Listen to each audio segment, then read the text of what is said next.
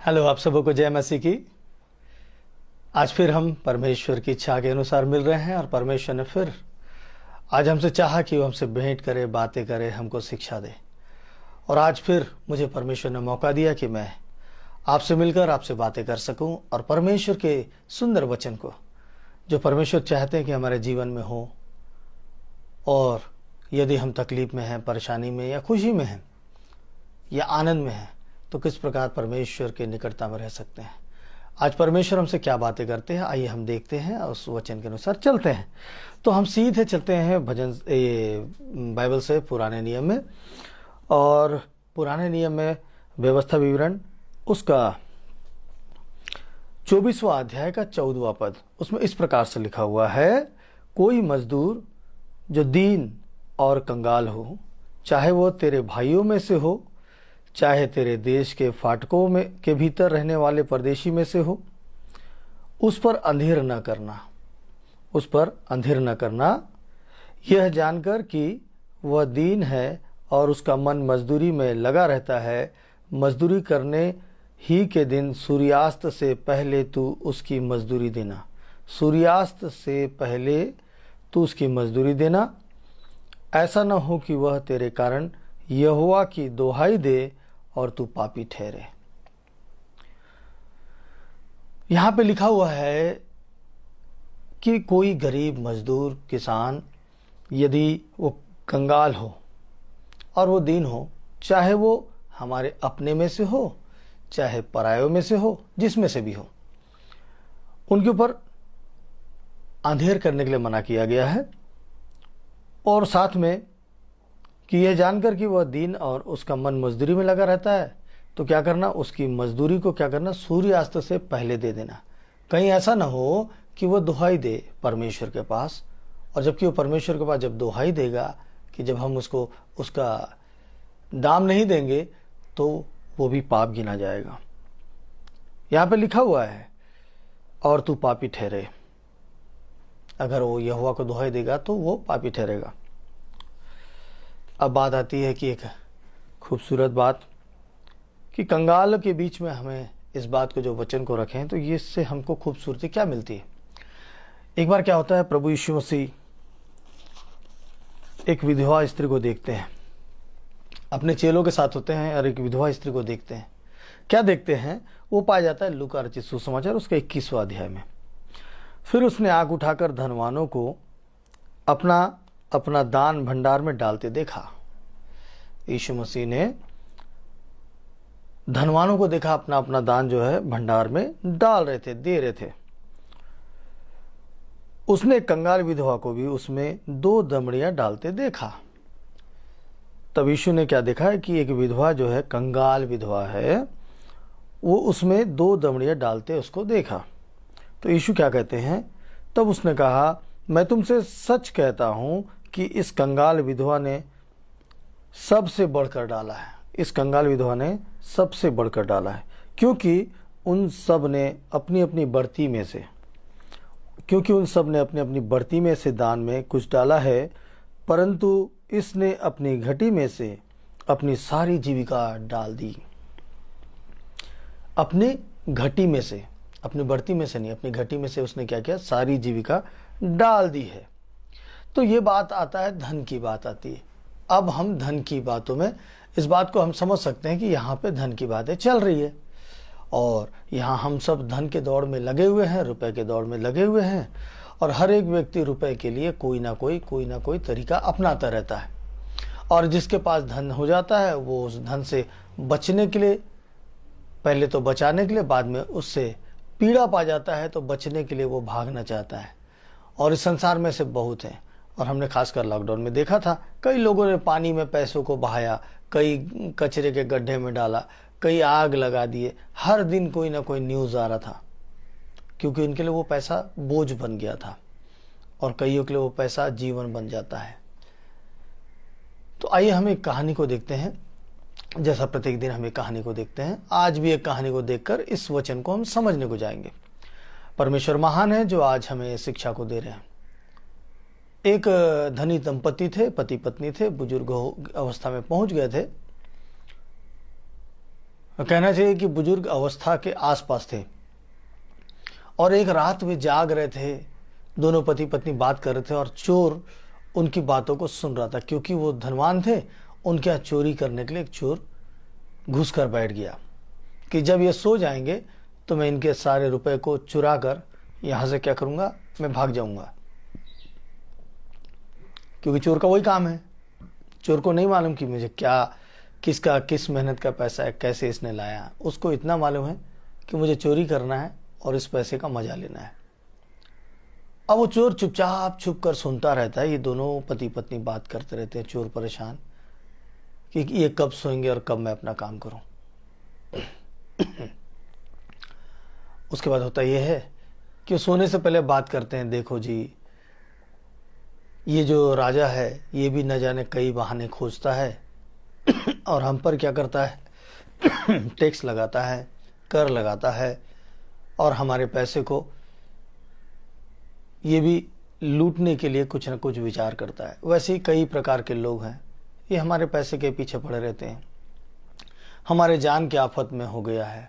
हमारे पास जो धन संपत्ति है, ये संपत्ति के कारण लोग हमारी मृत्यु के लिए रास्ता देख रहे हैं। कोई लूटना चाहता है, कोई खसोटना चाहता है। ये धन हमारे लिए मुसीबत हो गया है। इस पैसे से हम बहुत परेशान हैं, इस धन दौलत से हम बहुत परेशान हैं, क्या करेंगे। मैं सोच रहा हूं कि अपन ऐसा करते हैं, इस धन को किसी को दान दे देते हैं और अपन कहीं सन्यासी का जीवन जीने चले जाते हैं, किसी आश्रम में चले जाते हैं। तो उसकी पत्नी बोलती, हाँ सही बात है, हम कब तक इसकी रक्षा करेंगे। अब ऐसा जीवन हो गया कि हमें अपने प्राण को बचाने के लिए इसकी रक्षा करना पड़ रहा है और कभी भी इसके कारण हमारे ऊपर कई घटना घट सकती है। और मेरे मित्रों, आज भी हम इस ऐसी घटनाओं को हम दिल्ली और कहीं कहीं जगह में देखते भी आ रहे हैं, कई जगह में देखते आ रहे हैं। तो उसी प्रकार से ये बुजुर्ग परेशान थे, इस पैसे के कारण उनका जीवन खतरे में पड़ गया था। और यहाँ चोर सुन भी रहा है और चोर भी देख रहा है कि लोग वो कितने परेशान है उस पैसे के लिए। चलो कोई बात नहीं, मैं तो आज इनको कंगाल बनाऊंगा, आज इनके पैसे को ले जाऊंगा, इनका चिंता खत्म करूंगा। फिर ये लोग क्या विचार करते हैं कि चलो एक काम करते हैं, हम लोग कल उस आश्रम में चलते हैं। उस आश्रम में जो बालक जो है पहला खड़ा होगा, जो पहले लाइन में पहला खड़ा होगा, हम उसे अपनी धन संपत्ति देंगे और उसके बाद हम सन्यासी बनने रास्ते में चले जाएंगे, आश्रम की ओर निकल जाएंगे, किसी और शांति के स्थान पे चले जाएंगे, कहीं ऊंचे पहाड़ों पे चले जाएंगे, जहां हमको इच्छा लगे हम वहां जाएंगे और चैन से अपनी अंतिम जीवनी को काटेंगे। चोर इस बात को सुनता रहता है। तो चोर बोलता है कि वाह, ये तो बहुत अच्छा हुआ, मुझे मेहनत नहीं करना पड़ेगा, मुझे चोरी करने की, इस घर से चोरी करने की मेहनत नहीं करनी पड़ेगी। ऐसा करूंगा, मैं सबसे पहले जाकर उस लाइन में खड़ा हो जाऊंगा। और ये जाकर उस लाइन पे सुबह ऐसा करता है कि वो सुबह लाइन पे जाकर खड़ा हो जाता है और उसके पीछे बाकी बच्चे खड़े होते हैं और ऐसा करीबन 14-15 बच्चों का लाइन होता है। और ये दंपति वहां पहुंचते हैं। पहुंचने के बाद वो क्या करते हैं कि जहां ये सामने का पहला लाइन है, इससे नहीं पूछते हुए सीधा आखिरी बच्चे के पास पहुंचते हैं और वो आखिरी बच्चे से के पास में पहुंचने के बाद वहां वो उसको पहला स्थान देते हैं। चोर चिंता करने लगता है, अरे मैं तो गलत खड़ा हो गया, मुझे तो उस कोने में खड़े होना था, मैं इसको पहले समझ गया, अब उसको फायदा हो जाएगा, उसको मिल जाएगा। चोर ये विचार कर रहा था। तब क्या होता है कि वो दंपति बोलते हैं कि बेटा, हम तुमको अपने धन संपत्ति सब कुछ देना चाहते हैं और हम यहां से मुक्त होकर चले जाना चाहते हैं। तो वो बेटा बोलता है, वो बालक बोलता है, वो विद्यार्थी बोलता है कि आप मुझे ये संपत्ति क्यों देना चाहते हैं। तो ये लोग बताते हैं कि नहीं, संपत्ति हमारे लिए बहुत मुसीबत है, हमारे लिए चिंता का कारण है, हम परेशान रहते हैं, हमको रात को सो नहीं पाते हैं क्योंकि हमको इसकी सुरक्षा करनी पड़ती है, हमको इसका ध्यान रखना पड़ता है, अपनी प्राण की रक्षा करना पड़ता है। कहीं कोई चोर आ जाए, कहीं कुछ आ जाए, कहीं डाकू आ जाए, तो वो क्या होता है कि हमको अपने प्राण की रक्षा करनी पड़ती है, कहीं उस धन के कारण हमारा प्राण कोई ना ले ले। इसलिए हम बहुत चिंतित रहते हैं, ना दिन में सो पाते हैं, ना कोई काम चैन से कर पाते हैं। तो वो बालक बोलता है, तो अच्छा ये मुसीबत आप मेरे ऊपर डालकर आप आज़ाद होना चाहते हो, मुझे नहीं चाहिए ये मुसीबत, आप मुझे नहीं दीजिए, मैं नहीं लूँगा इसको। तो ये चोर खुश होता है, चलो भाई वो तो नहीं लिया, लेकिन अब चोर को चिंता कि कोई ना कोई तो ले लेगा। और ये उसके बाद वाले बालक के पास जाते हैं, वो बालक का भी यही जवाब होता है, उसके बाद वाले का भी वही जवाब होता है, हमें नहीं चाहिए, आपकी मुसीबत आप रखिए, ये जब इतनी मुसीबत की जड़ है तो हम इसे क्यों रखें। क्योंकि आश्रम में जो शिक्षा पाई जाती है वो ईमानदारी की शिक्षा पाई जाती है, सेवा भाव की शिक्षा पाई जाती है। और वैसे शिक्षा पाए वाले विद्यार्थी को धन का क्या लालच, क्या लोभ, क्योंकि उनको मानवता का पाठ सिखाया जाता है। और जबकि हम पढ़ भी रहे हैं ना, जबकि हमने पढ़ा भी है, क्या पढ़ा है कि कोई मजदूर जो दिन और कंगाल हो, चाहे वो तेरे भाइयों में से हो, चाहे तेरे देश के फाटकों के भीतर रहने वाले परदेशियों में से हो, उस पर अंधेर न करना, उस पर अंधेर न करना। तो आश्रम में पढ़ने वाला विद्यार्थी तो इन बातों को ही सीखता है ना। इसलिए उसके लिए महत्वपूर्ण बातें नहीं होती, उसके लिए महत्वपूर्ण बात होती है जीवन को शांति प्रिय गुजारना, आनंद पूर्वक गुजारना। और ऐसे करते करते उस चोर तक ही पहुंचते हैं। किसी ने भी लेने से इनकार कर देता है, तभी चोर के पास जब पहुंचते हैं तो चोर के दिमाग में उन बातों को सुनते सुनते सुनते सुनते चोर भी ये सोचने लगता है, विचार करता है, और विचार करने के बाद वो भी इनकार कर देता है, क्योंकि समझ जाता है कि ये काम, ये जो धन है जिसके पीछे मैं दौड़ रहा हूँ, ये जो है, ये देखो कितने परेशान है, कोई लेने को तैयार नहीं, तो ये मुसीबत को मैं क्यों लूँ। आज तक जिसे मैं अपने लिए फायदे की चीज समझता था, ये मुसीबत की चीज है, ये मुसीबत की चीज है, और वाकई में मुसीबत की चीज है। हम जिस वचन को पढ़ रहे हैं उस वचन में हम जाएंगे, हम अच्छे से समझेंगे, लेकिन जरा आप और मैं इस बात को सोच कर तो देखें कि मुसीबत की चीज है, क्यों है।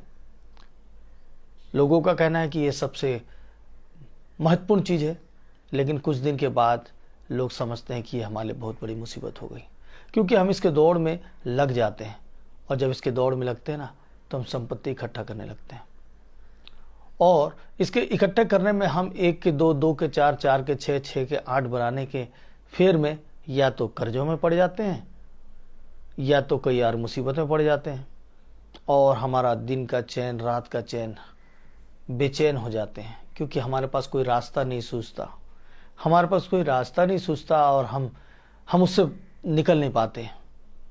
एक ये तरीका होता है, और ऐसे करके हम कंगालपन के बीच में फंस जाते हैं। लोगों को दिखाने के लिए हम अमीर होते हैं, लेकिन हम अंदर से कंगाल हो जाते हैं, क्योंकि हमारे पास कोई रास्ता नहीं होता, हम कर्ज में होते हैं, हमारा व्यवसाय नहीं चल रहा होता, हमारी बहुत सारी समस्याएं चलती रहती है। और इस बीच में अगर हमें किसी को सांत्वना देना है, तो हमारे पास खुद के पास शांति नहीं होती, तो हम दूसरे को सांत्वना नहीं दे पाते, बिल्कुल नहीं दे पाते, और हमारा जीवन नर्क की ओर चला जाता है, नर्क की ओर चला जाता है, और हम अपने जीवन को नरकीय जीवन जीते हैं। और इसमें कई लोग डिप्रेशन में आकर अपने जान तक को दे देते हैं, क्योंकि ये पैसा का लोभ, ये रुपए का लोभ, इस संसार का ईश्वर हमको ला के देता है। और हम पहले तो हमें अच्छा लगता है, क्योंकि दिखाता है कि इसी से तुमको सारी चीज़ें मिलेगी, लेकिन इससे मिलती क्या है, संसार की वस्तुएं, जिसकी हमें आवश्यकता भी नहीं होती, जिसकी हमें आवश्यकता भी नहीं होती, और हम उसके पीछे दौड़ते हैं, और उसके बाद वो चीज़ हमको दौड़ाता है, दौड़ाता है, दौड़ाता है, दौड़ाता है, ऐसा दौड़ाता है कि हम उसके दौड़ में दौड़ते दौड़ते थक जाते हैं। मालूम, यदि हम उस पैसे को इकट्ठा भी करते हैं तो उसका एक नाम देते हैं, ये पैसा मैं रख रहा हूँ बीमारी से बचने के लिए, कभी मुसीबत में पड़ा तो इलाज के लिए, कोई मुसीबत होगा तो ऐसा, हम किस्तों में अलग अलग नाम देकर रख देते हैं। अब वो पैसा उन्हीं चीज़ों में जाता है, क्योंकि उस पैसे में नाम लिखा होता है जिस चीज़ के लिए, वो पैसा जान जाता है कि मेरे को किस रास्ते में जाना है। तो इमेज को, इनको बीमार करना है, इनको मुसीबत में लाना, और ये मुसीबत में मैं इनके पास से खर्च होऊंगा, और मैं फिर इनके घर से बाहर जाऊंगा। मुझे इन लोगों ने जो कैद करके रखा है, वो किस नाम से मैं आज़ाद हो सकता हूँ। हम क्या करते हैं, इलाज के नाम से, शादी ब्याह के नाम से, फलाने फलाने के नाम से हम उसका नाम देकर इकट्ठा करते हैं, और वो पैसे को मालूम है कि मेरी चाबी क्या है, उसको जाने का रास्ता मालूम है कि अगर मैं इनको बीमार करूंगा तो मैं इस घर से बाहर जा सकता हूं, यदि मैं इनको मैं समस्या में डालूंगा तो मैं इस घर से बाहर जा सकता हूं, क्योंकि पैसा बाहर भागने का मन करता है उसको, वो स्थिर नहीं रह सकता, रुक नहीं सकता।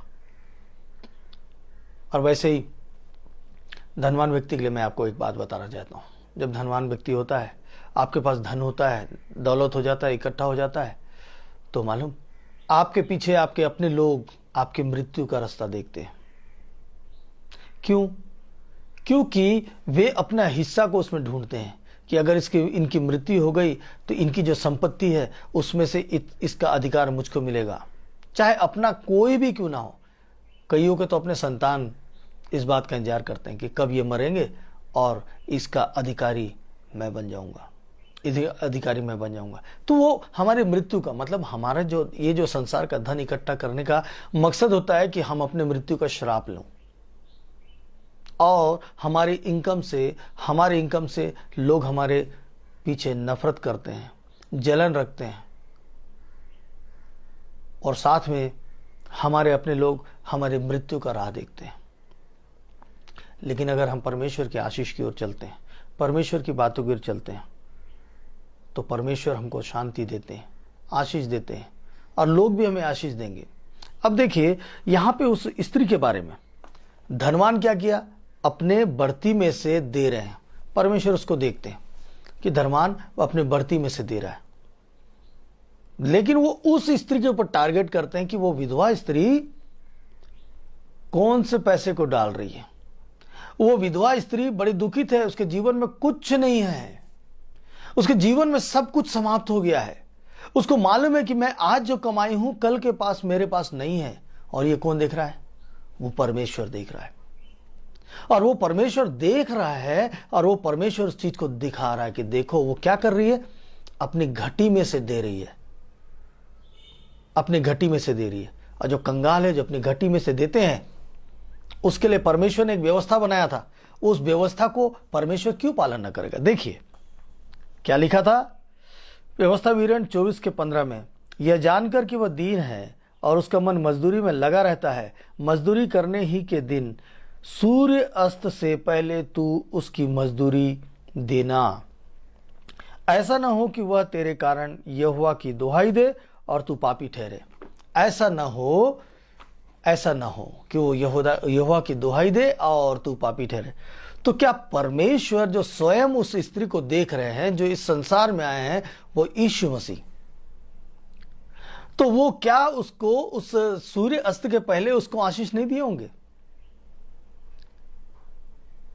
हम अपने बल को, अपने शक्ति को, अपने सामर्थ्य को इस बात से अलग कर देते हैं कि परमेश्वर हमारे लिए करेगा।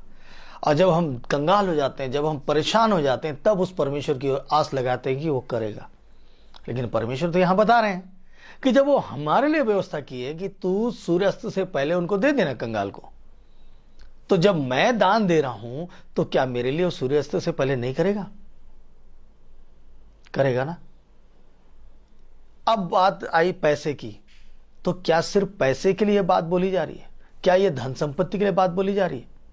परमेश्वर ने जो चीज दिखाकर क्या बोला, अगर हम इस बात को परमेश्वर की निगाहों से हम समझने का प्रयास करें, तो पहले देखिए, अगर हम बीमार हैं, हम समस्या में, हमें बहुत सारी बीमारी है, रोग है, ये हमारे पाप के कारण आए,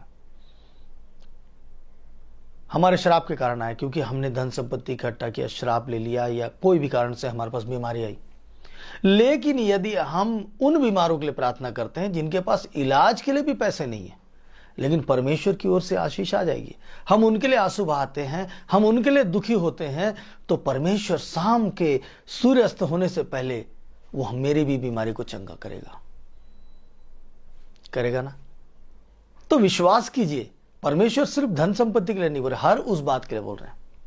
कठिन होता है जब हम परेशानी में होते हैं ना, जब हम परेशानी में होते हैं, जब हम बहुत सारे फंदे में होते, बहुत सारा, हमको चैन नहीं लगता, हम कर्जे में हैं, हमको कहीं मन नहीं लगता, कोई आस नहीं दिखता है। उस वक्त कोई हमको खड़ा करे और बोले चलो परमेश्वर की महिमा के बारे में बताओ, सुसमाचार का संदेश सुनाओ और परमेश्वर को बताओ परमेश्वर भला है, वो बहुत बड़ी बड़ी बातें करता है, क्या आप और मैं बोलने के लिए तैयार हो सकते हैं? बहुत कठिन होता है क्योंकि हम संसारिक होते हैं।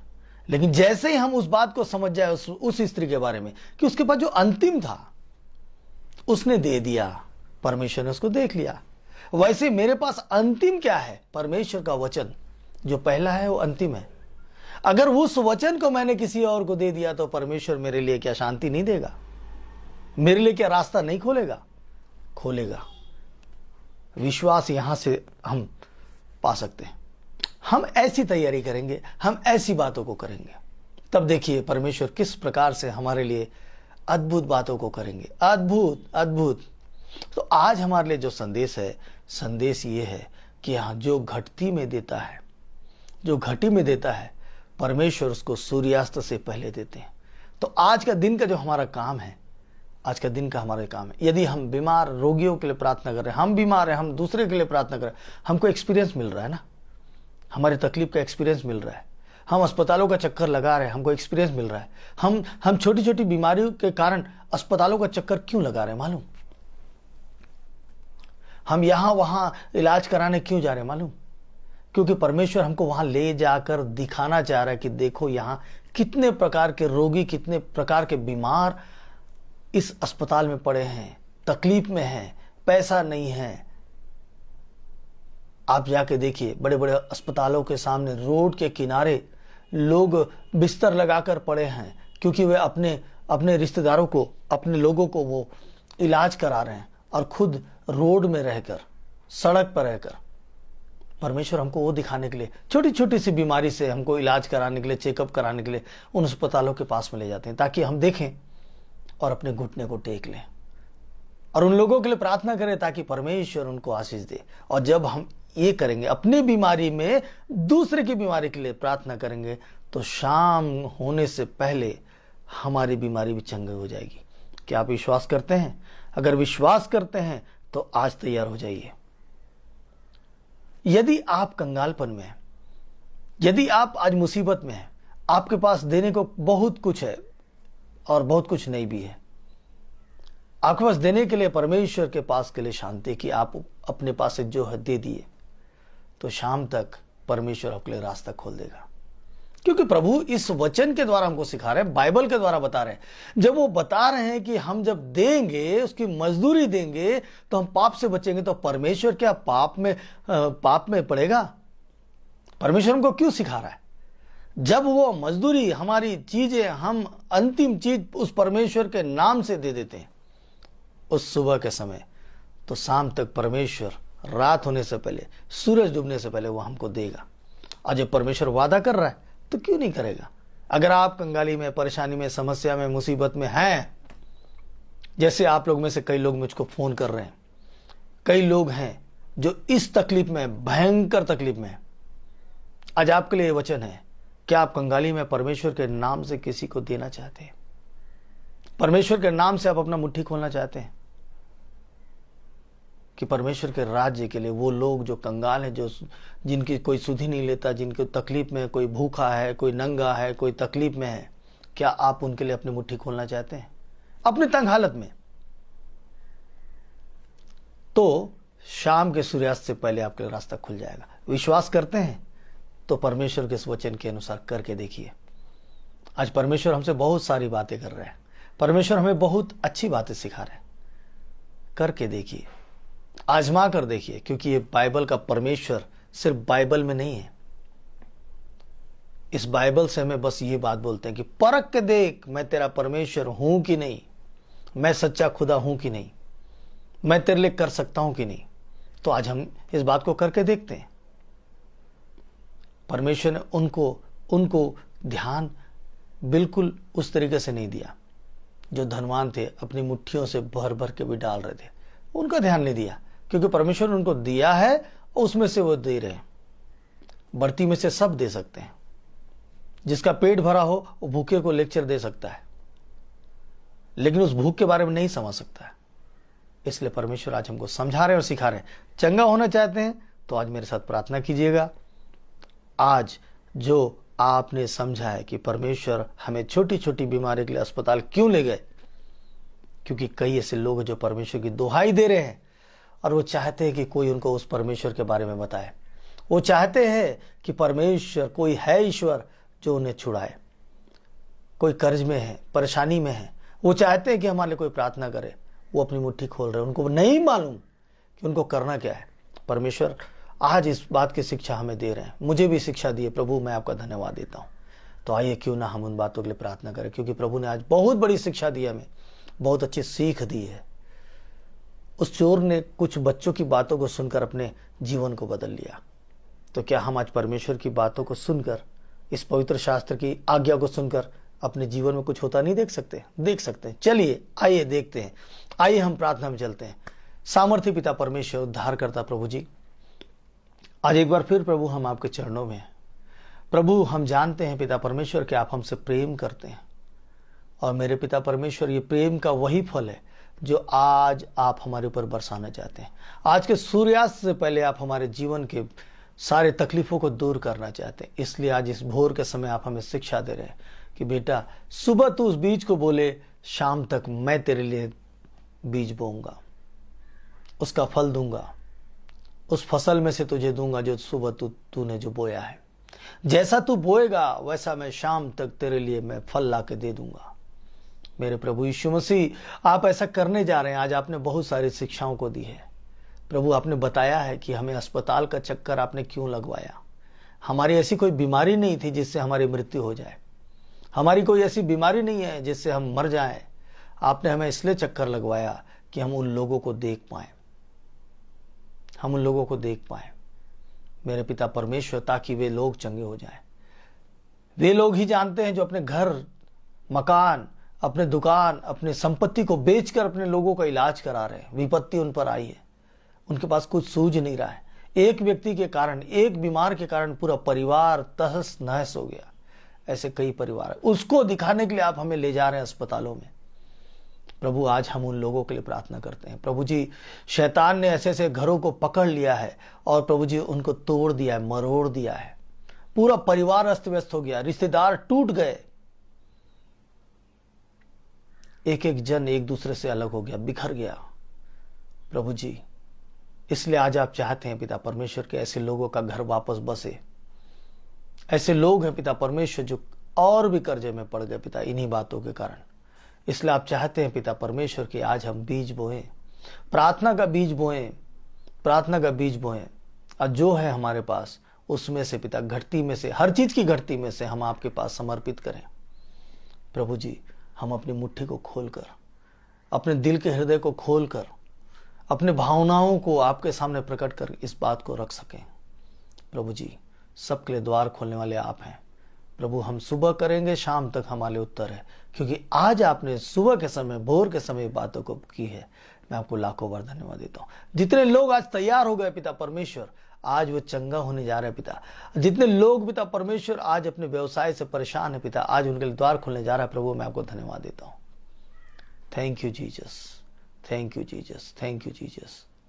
प्रभु, ऐसी कई बातें हैं पिता परमेश्वर जिन बातों को लेकर आप हमें शिक्षा दे रहे हैं पिता, धन्यवाद देते हैं।